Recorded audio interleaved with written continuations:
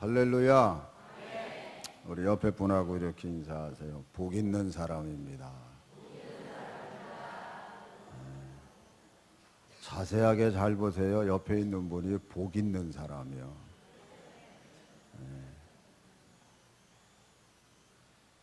그래서 다시 한번 이렇게 인사하세요. 당신 옆에 앉아 있는 게 내 생애 최고의 축복입니다. 왜요? 복 있는 사람 옆에 있으니까. 근데 복 있는 사람이 옆에 사람 얼굴 자세히 보세요. 관상이 그래서 복 있는 사람인가? 아니에요. 관상이 그래서 그런 거 아니에요. 한번 손금 또 들여다보세요. 손금이 그래서 복 있는 사람인가? 아니에요. 복 있는 사람이 누가 복 있는 사람이냐? 말씀 그대로예요. 하나님의 말씀을 주야로 묵상하는 사람이 복 있는 사람이에요. 할렐루야.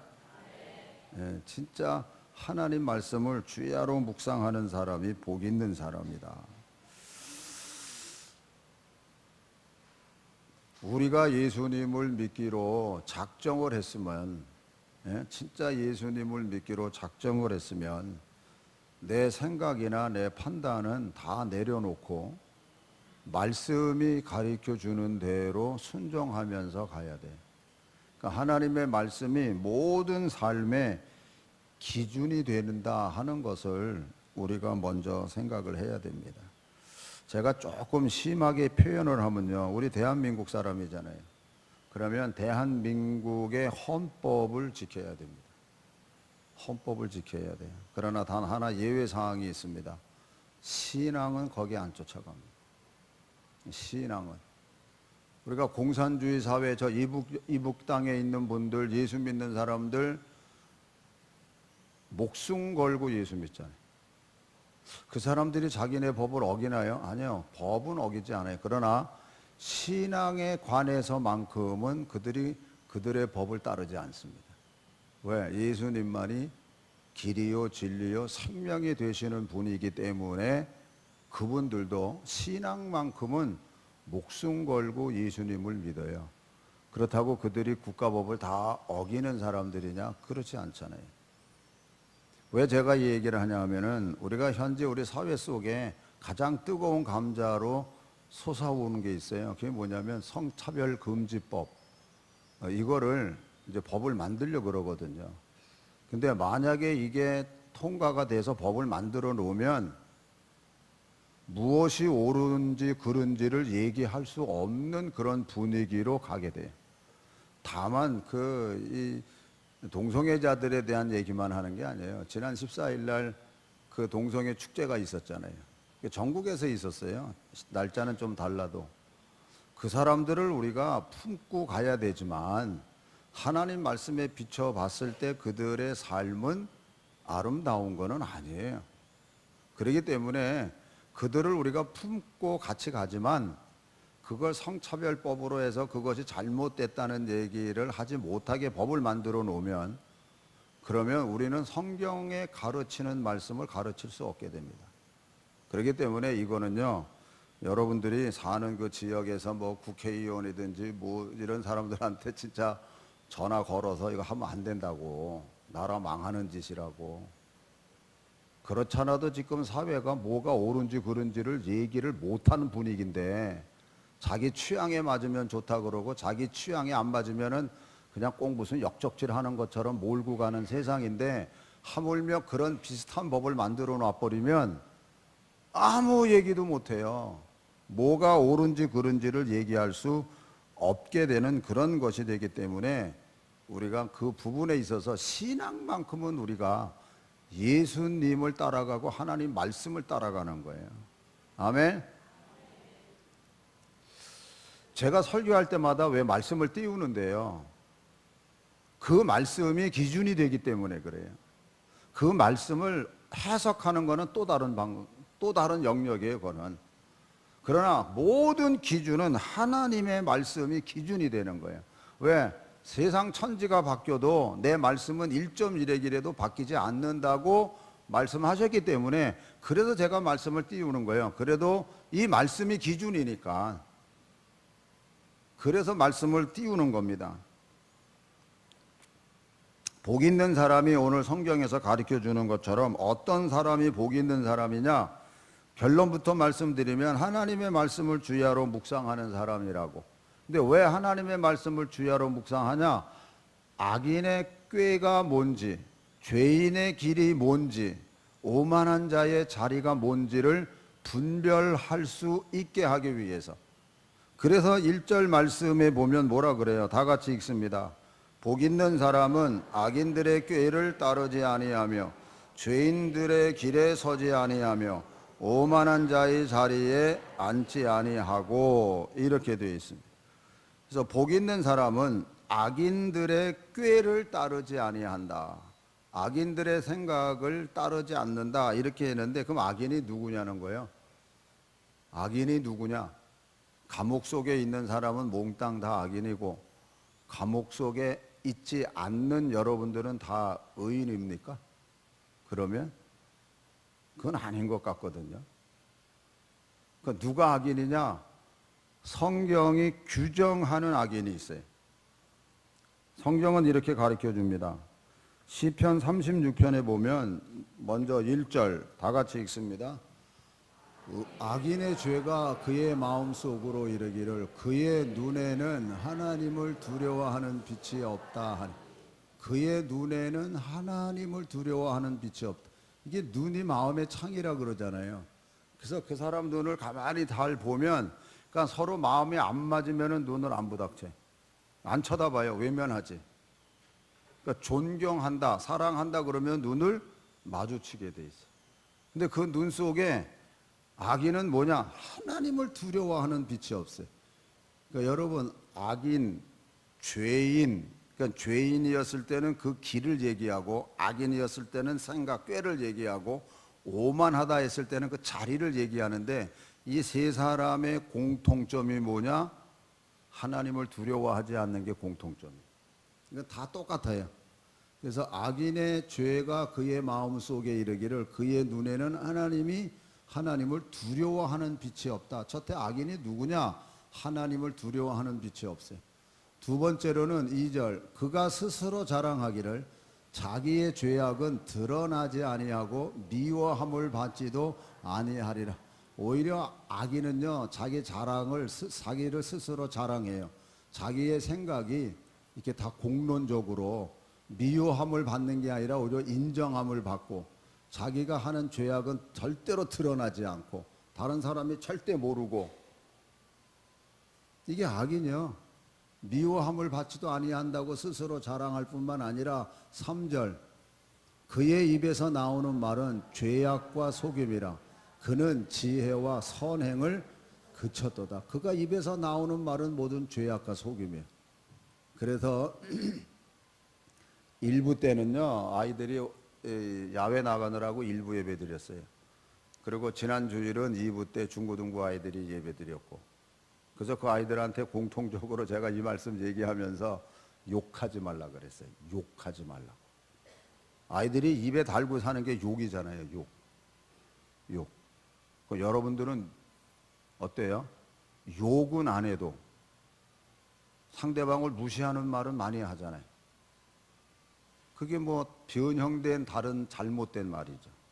칭찬하라 그랬지, 허물을 덮어주라 그랬지, 허물을 들추지 말고. 이제 나중에 또 설교 뒷부분에 가서는 뒷얘기하지 말라는 얘기를 또 할 텐데, 안 보이는 데서 사람 흉보는 얘기 절대 하지 마세요. 사랑은 허물을 덮어준다 그랬지. 뭐 요즘에 스트레스 해결하라고 왜 애매한 다른 사람, 여러분들이 존경해야 될 스승 왜 씹어요? 그리고 왜 목사를 왜 씹어요 뒤에서? 존경해도 모질랄 판에. 그래야 스트레스 풀리지 않습니까? 뭐 다 알면서. 알아요. 그러나 거기에 만약에 마음 약한 사람 하나라도 있으면 진짜 시험 들어요. 어머나, 목사님이 그런 사람이야. 아니, 우리 선생님이 그런 사람이야. 이게 아주 그대로 믿어버린다니까. 그래서 절대로 사람 없는 데서는요, 이렇게 흉보지 마세요. 왜 아멘들을 안 해요?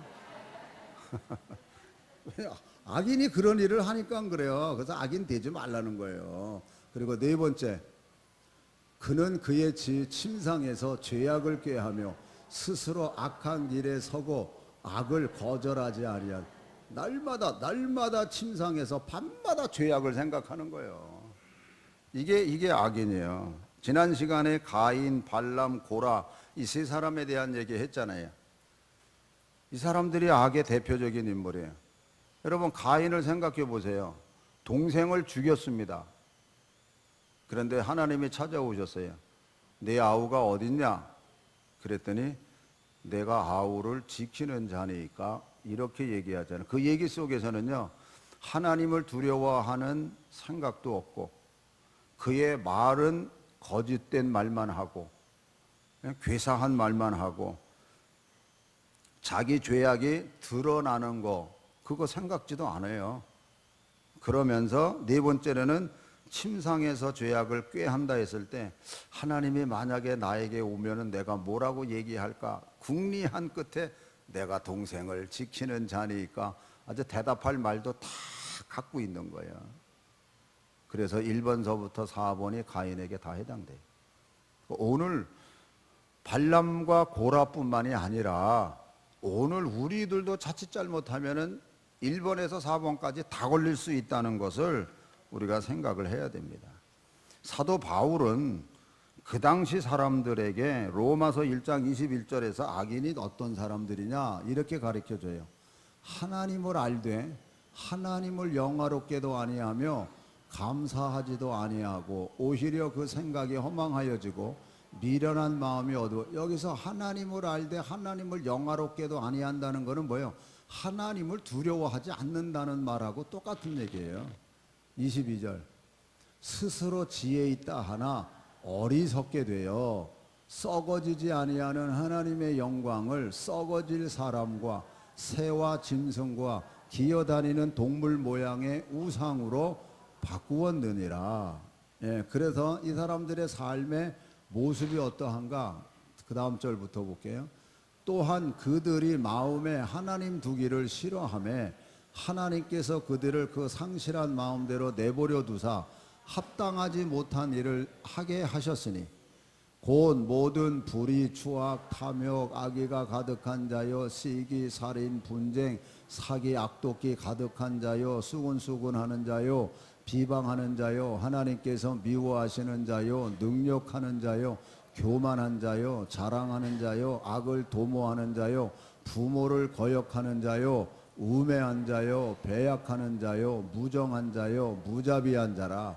그들이 이 같은 일을 행하는 자는 사형에 해당한다고 하나님께서 정하심을 알고도 자기들만 행할 뿐 아니라 또한 그런 일을 행하는 자들을 옳다 하느니라. 그러니까 자기가 행하는 그 일뿐만 아니라 그 일을 행하는 자들을 옳다고 하는 일 속에서 뭐를 해요? 당을 짓는 거예요. 그래서 자기네들끼리 당을 져서 괜찮아. 이거 우리가 하는 일이 잘못된 게 아니야. 그러니까 우리가 고라가 뭐예요? 당을 지어서 모세와 아론에게 대적하잖아요. 우리가 하는 일이 뭐가 잘못됐어? 아니 너만 지도자야. 우리도 똑같은 지도자인데 왜 너만 하려고 그래? 돌아가면서 하자. 돌아가면서 왜 너만 하려고 그래? 그건 어떻게 보면 합당한 얘기잖아요. 왜 너만 하려고 그래? 근데 그건 하나님이 정하신 일이거든. 모세와 아론을 누가 제사장 될 거냐? 각 지팡이 갖고 와라. 아론의 지팡이에서 싹이 났고 그래서 아론이 제사장 해라. 이렇게 정해진 거거든. 고라 자손이 호롱불 다 들고 와라. 하나님 앞에서 등을 올려서 영광 돌릴 때 그랬을 때 양쪽을 다 갈라서 하나님 앞에 다 나왔지만 고라 편에 서는 사람 여기 서라. 그렇지 않은 사람은 여기 서라 했을 때 고라 편에 선 사람들은 땅이 갈라져서 다 죽게 만들어놨어. 당을 짓고 싸우는 일을 한다고 하는 일은 결코 아름다운 일이 아니라 하는 겁니다. 그러니까 고라도 역시 시편 36편에서 얘기하는 악인들의 모습을 그대로 답습하고 있기 때문에 오늘 우리들의 삶은 어떠냐 하는 얘기예요. 그러니까 상대적으로 우리가 하나님 말씀을 주야로 묵상하는 삶을 안 살면 이쪽 영역에 들어가게끔 돼 있는 거예요. 그래서 여러분이 기도할 때 하나님 악한 사람 만나지 않게 해달라고. 아멘. 그것도 기도하세요. 그리고 악한 자의 꾀임에 빠지지 않게 해달라고.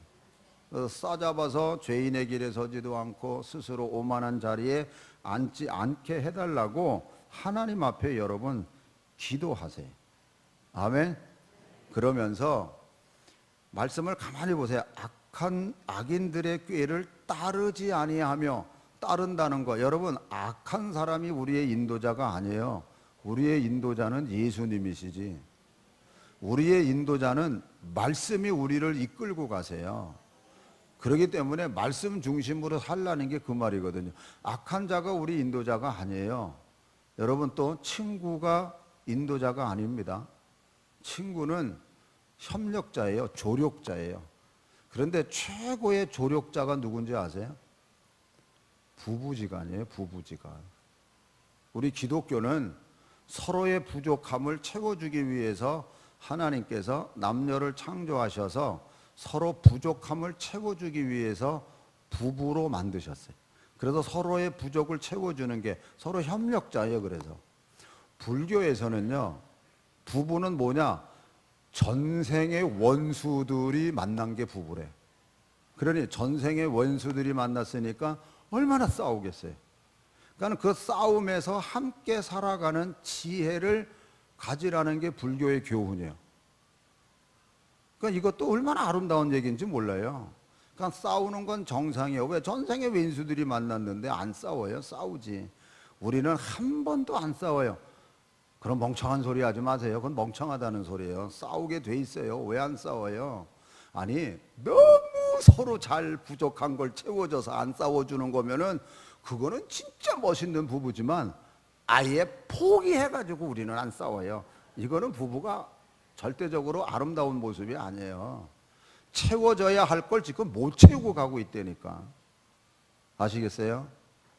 협력자, 부부처럼 좋은 협력자가 없어요. 그러니까는 아내는 남편을 더 존경하고 남편은 아내를 깨지는 그릇과 같은 존재로 깨질까 봐서 살펴주고. 그러니까는 막 얘기하지 말라고요. 우리 남성 동지들 막 얘기하면 안 돼요. 그리고 여자들도 요즘엔 또 기가 세가지고 막 얘기해.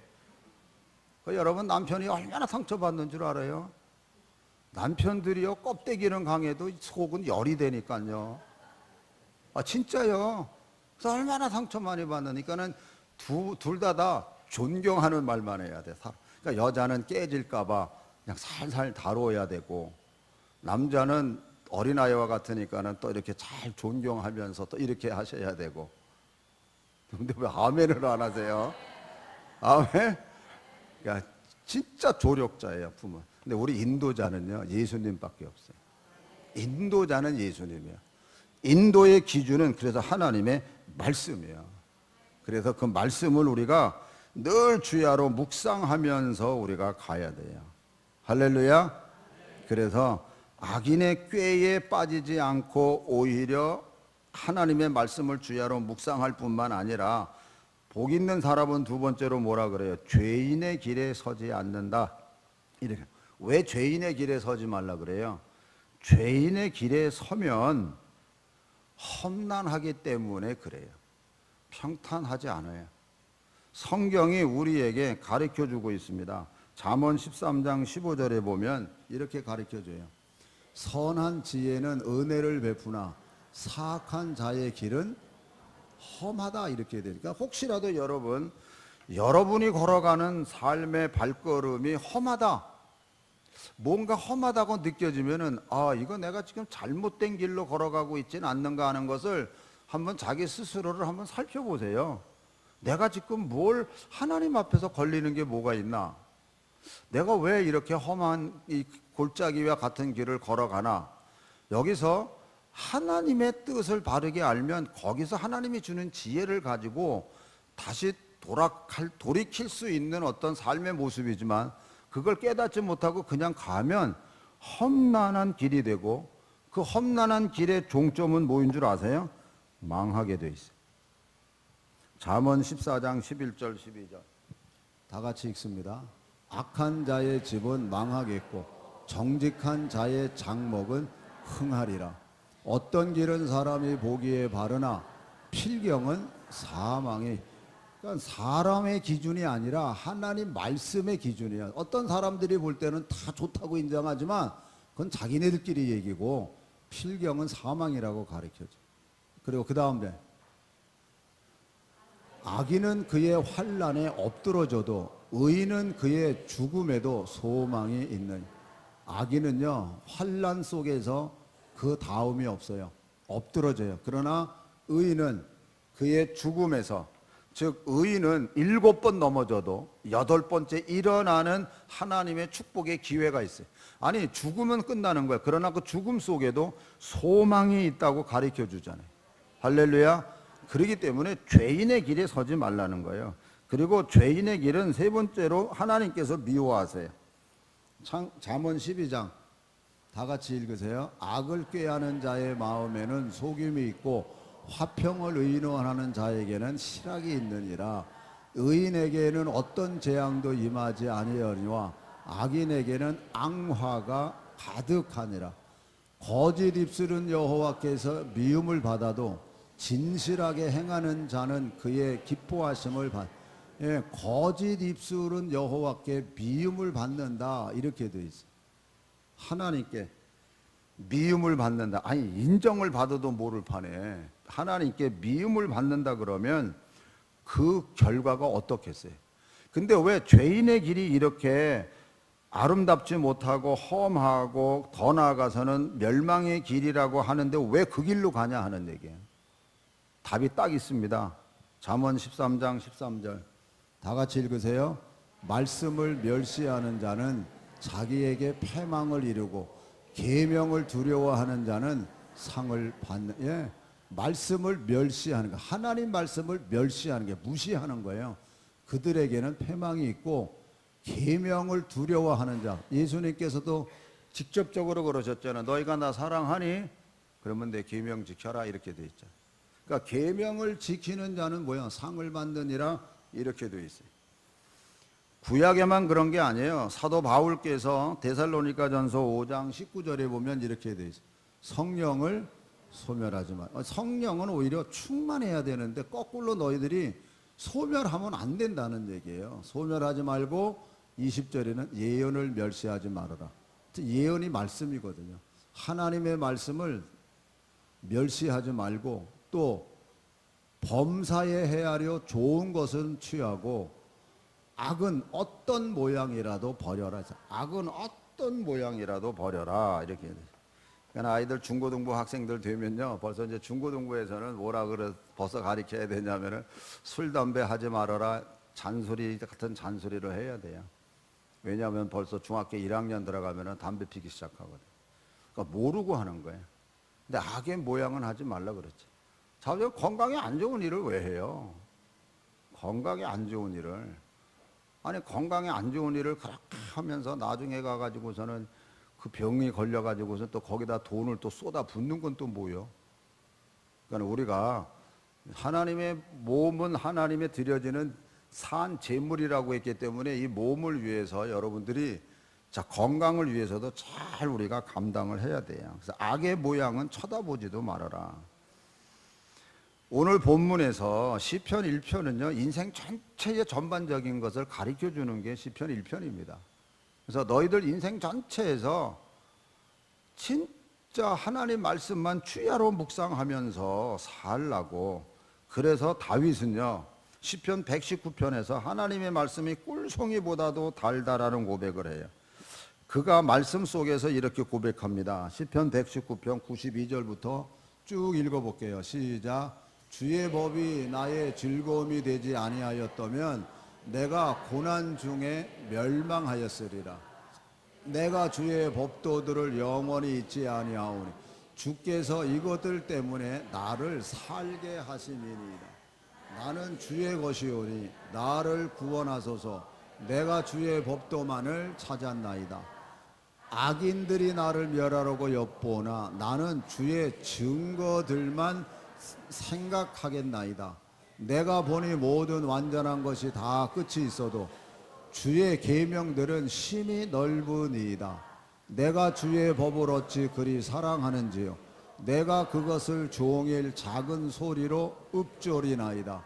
주의 계명들이 항상 나와 함께하므로 그것들이 나를 원수보다 지혜롭게 하나이다. 내가 주의 증거들을 늘 읊조림으로 나의 명철함이 나의 모든 스승보다 나으며 주의 법도들을 지킴으로 나의 명철함이 노인보다 나으니이다. 내가 주의 말씀을 지키려고 발을 금하여 모든 악한 길로 가지 아니하여 싸우며 주께서 나를 가르치심으로 내가 주의 규례들에서 떠나지 아니하였나이다. 주의 말씀의 맛이 내게 어찌 그리 단지요 내 입에 꿀보다 더 다니이다. 주의 법도들로 말미암아 내가 명철하게 되었으므로 모든 거짓 행위를 미워하나이다. 아멘. 하나 여러분들에게 물어볼게요. 좀 엉뚱한 질문이지만 인기 있는 드라마, 내가 좋아하는 드라마가 이렇게 방영이 되면은 그 주일을 기다리잖아요. 요일을. 뭐 요즘에 뭐가 뜨는지는 제가 잘 모르겠어요. 월, 화, 수, 목, 금, 토, 일 뭐 이렇게 하잖아요. 그랬을 때 드라마를 기다리는 그 마음과 주일날 교회 와서 예배 드릴 때의 그 마음, 어떤 게 기다림이 더 큰지, 더 즐거움이 있는지, 기다리면서 즐거움이 있는지 한번 비교해 보세요. 비교. 어떤 게 더 기다리고 있나? 내가 볼 때는 그래요. 교회는 그냥 오니까 마지못해서 오고 드라마는 기다려지는 거예요. 손꼽아. 그러면 좀 하나님 아버지께 좀 미안하지 않아요? 아니, 드라마가 뭘 여러분들한테 구원을 줍니까? 축복을 줍니까? 영생을 줍니까? 아무것도 주는 거 없어요. 그냥 즐거움은 있어요. 육신의 즐거움. 아니, 주님은 우리에게 생명도 다 주셨고 영생도 주셨고 또 네가 내 말대로 하면 내가 금은 보화가 끊이지 않고 축복 주겠다고 이러는데도 불구하고 주일날 그러고 또 뭐 톡아놓고 얘기할게요. 주일 저녁은 또 왜 안 오세요? 무슨 금은 보화가 집에 가득하다고? 무슨 금은 보화 저녁에 번다고? 정신 똑바로 차리세요 진짜. 이게 다 습관화된 것에 다 밀려가다 보니까 뭐가 중요한지를 모르는 거예요. 말씀을 주야로 묵상하고 살고 꿀송이보다도 단다 그런 그 고백이 우리 입에서 나와야 되는데 그냥 억지로 그냥 마지못해서 그냥 그러고 산다 그러면 과연 복받을 수 있는 사람일까 하는 얘기죠. 이왕 예수 믿을 바에 복받자고요. 아멘. 그리고 세 번째로 복 있는 사람은 뭐예요? 오만한 자리에 앉지 아니한다. 오만한 자가 뭐예요? 교만한 자예요. 다른 말로 얘기하면 누가 어떤 사람이 교만한 사람이냐? 세상에 속한 사람이 교만한 사람이에요. 그리고 아까 말씀드린 것처럼 하나님이 없다고 하는 사람. 시편 14편 1절에 보면 이렇게 가르쳐줘요. 어리석은 자는 그의 마음에 이르기를 하나님이 없다 하는도다. 그들은 부패하고 그 행실이 가증하니 선을 행하는 자. 어리석은 자, 이 교만한 자예요. 교만한 자. 그러니까 하나님이 없다고 얘기를 하는 거죠. 하나님이 없다고 얘기하는 사람보다 더 그 교만한 사람이 어디 있겠어요? 하나님이 없어 이러면 자기가 최고라는 소리 아니야. 근데 성경은 그 사람이 가장 어리석은 사람이라고 가르쳐주고 있는 거예요. 그래서 사도 바울은 디모데전서 6장 3절 4절에서 이렇게 가르쳐줘요. 누구든지 다른 교훈을 하며 바른 말 곧 우리 주 예수 그리스도의 말씀과 경건에 관한 교훈을 따르지 아니하며, 여기서 경건, 그리스도의 말씀과 경건에 관한 교훈을 따르지 아니하는 사람이 교만한 사람이에요. 4절 그래서 그는 교만하여 아무것도 알지 못하고 변론과 언쟁을 좋아하는 자니 이로써 투기와 분쟁과 비방과 악한, 여기서 교만한 자는 아무것도 알지, 성경은 아무것도 알지 못한다고 하는데 실제로 교만한 사람은 어떻게 생각해? 다 알고 있다고 생각하죠. 모든 걸 자기가 다 알고 있다고 생각해요. 그런데 다 알고 있다고 하는 사람이 하는 게 뭐냐? 변론과 언쟁을 좋아한 자. 변론, 지난 시간에 그렇게 씁니다. 가인, 발람, 고라의 공통점이 뭐냐? 죄인이라는 고백을 절대로 안 합니다. 이 사람들은 변론만 해. 변명하기 바빠요. 예, 내가 죄인입니다. 이 소리 안 해요. 변명하고 심하면 언쟁을 네가 뭔데 그 소리 하냐 이렇게 돼버리는 거예요. 안 들으려고 그래요. 그래서 언쟁해요. 그러면서 하는 게 뭐예요? 투기와 분쟁과 비방과 악한 생각이 나며 이렇게 돼요. 자, 그 다음 마음이 부패하여지고 진리를 잃어버려 경건을 이익의 방도로 생각하는 자들의 다툼이, 경건을 이익의 방도로 생각하는. 이게 무슨 얘기예요? 내가 교회 그래도 열심히 봉사했으니까는 내가 이번엔 장로가 되고 권사가 되고 안수집사가 되고 이런 생각들을 하는 게 이익을 생각하는 거예요. 거기에 뒤쫓아가는 책임이 얼마나 큰다는 거는 생각 안 하고, 제가 오늘 새신자들한테 오면은 꼭 그 얘기를 해요. 장사하시는 분이 오면은 교인을 상대로 장사할 생각하지 마세요. 그러면 망합니다. 네, 그래. 살고 있는 주민을 위해서 장사를 하는 거지. 아, 내가 이 교회 나가면은 교인들이 우리 교회 우리 내가 장사하는데 오게 절대로 안 갑니다. 내가 신용을 사회에서 얻어야 돼요. 지역 사회에서 얻고 이래야 되는 거예요. 우리 교회도 역시 마찬가지예요. 지역 사회에서 우리 교회가 인정을 받고 그렇게 해야 새신자들이 오시는 거예요. 여러분 한 분 한 분이 교회잖아요. 부가인 교회 다니시는 분이야. 그래. 나도 그러면 저 교회 가고 싶다. 뭐 이렇게 돼야지. 부가인 교회 다니는데 그래. 이러면 말꼬리 내리면 끝난 거예요. 나 죽어도 가나 보라. 이렇게 돼버리는 거예요. 저도 잘해야 되고 여러분들도 잘하셔요. 아멘. 이 이민 사회에서도요, 한인 사회만을 상대로 해서 음식 장사하는 사람은요 얼마 못 가서 다 망해. 그러나 미국 사람들을 상대로, 그 현지 살고 있는 사람들을 상대로 음식을 자꾸 개발하고 해서 그러면은요, 이러면 한국 음식이 얼마나 멋있는 음식인데요. 그걸 개발하고 그거를 좀 더 맛있게 그 사람들의 맛에 좀 맞게 잘하면 그게 얼마나 기가 막힌데요, 여러분. 김밥만 고집스럽게 한국식으로 김밥 하지 말고 아보카도 넣고 거기다가 연어 넣고 해가지고 거기다가 야채 넣고 해서 거기 만든 김밥 만들어 봐요. 얼마나 환상적인가. 제가 왜 이 얘기를 하냐면요, 캐나다 가서 내가 참으로 아보카도에다가 연어를 먹어보니까 완전 뿅 갔어요. 제가 그게 그 기억이 있다니까. 그러면 한국식 김밥만 주장하지 말고 그 사람들의 입맛에 맞는, 그렇게 해서 김밥 안 만들어 먹거든요. 그 사람들은 거기다가 야채 넣고 거기다가 해서 그렇게 해봐요. 그냥 꽉 가지. 왜 안 가겠어요? 그냥 우리가, 제가 얘기는 뭐냐, 고정된 개념에서 변화되라는 소리요. 아멘. 그냥 고고집만 하는 게 아니에요. 여러분, 예수님이야말로 얼마나 변화를 가져다 오신 분인데요. 그러니까 진짜 우리가 하나님 말씀만 붙잡아라, 말씀만 붙잡아라 이러면요, 꼭 무슨 아주 그냥 고집불통의 사람으로만 생각하는데 절대로 그게 아니에요. 진리는 붙잡고 변하면 안 돼. 진리는 변하는 게 아니에요. 그러니까 삶의 영역에서는요, 변해야 돼요. 아멘. 5절 읽었어요? 네, 5절 읽었네.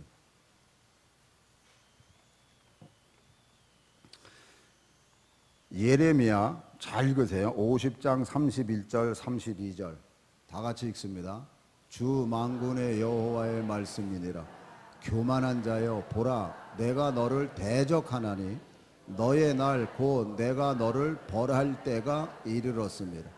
교만한 자가 걸려 넘어지겠고 그를 일으킬 자가 없을 것이며 내가 그의 성읍들에 불을 지르리니 그의 주위에 있는 것을 다 삼키리라. 교만한 자가 걸려 넘어지겠고, 걸려 넘어질 때, 그러니까 악한 교만한 자, 악인의 꾀, 죄인의 길, 오만한, 이게 같이 다 묶여져서 거기에 같이 어울리면 그가 넘어질 때 다 같이 넘어지는 거예요. 근데 거기는 돌이킴이 없어요. 그래서 성경에서 우리들에게 너희들 악한 자의 꾀임에 빠지지 말고. 왜? 악한 자는 반드시 망하는데 같이 망하는 자리에 들어가지 말고, 죄인의 길에 서서 괜히 험한 꼴 당하지 말고, 교만한 자리에 앉아서 하나님의 대적자가 되지 말고. 아멘. 그래서 너희들이 주야로 하나님 말씀을 묵상해서 하나님의 뜻이 무엇인지를 알고 순종하라는 거야. 3절부터 그 결과가 뭔지 한번 다 같이 읽습니다. 3절부터 마지막 절까지. 그는 시냇가에 심은 나무가 철을 따라 열매를 맺으며 그 잎사귀가 마르지 아니함 같으니 그가 하는 모든 일이 다 형통하리로다. 악인들은 그렇지 아니하며 오직 바람에 나는 겨와 같도다. 그러므로 악인들은 심판을 견디지 못하며 죄인들이 의인들의 모임에 들지 못하리로다. 무릇 의인들의 길은 여호와께서 인정하시나 악인들의 길은 망하리로다. 아멘. 여러분, 말씀 그대로 하나님 말씀을 주야로 묵상하고 그 말씀의 뜻대로 살려고 노력하고 애쓰는 사람은, 그는 시냇가에 심은 나무가 철을 따라 열매를 맺으며 그 잎사귀가 마르지 아니함 같으니 그가 하는 모든 일이 다 형통하리로다. 아멘. 형통이라는 단어하고 무릇 마지막 절에 보면 의인들의 길은 여호와께서 인정하시나, 인정이라는 단어, 형통과 인정이라는 단어, 이거 하나 꼭 붙잡으시면 돼요. 하나님의 말씀을 주야로 묵상하면서 나갈 때 하나님 뜻대로 순종하는 것만큼 형통이고, 그만큼 하나님이 나를 인정해 주셔서 마지막 때에 나를 인정해 주시는 그 하나님의 축복 속에 들어갈 수 있다는 거. 할렐루야. 그래서 하나님 말씀을 주야로, 정말 주야로 묵상하면서 그 말씀 안에서 살아가는 하나님의 복 받는 자 되기를 주님의 이름으로 축원합니다. 기도하겠습니다. 우리 한번 다 같이 기도할 때요,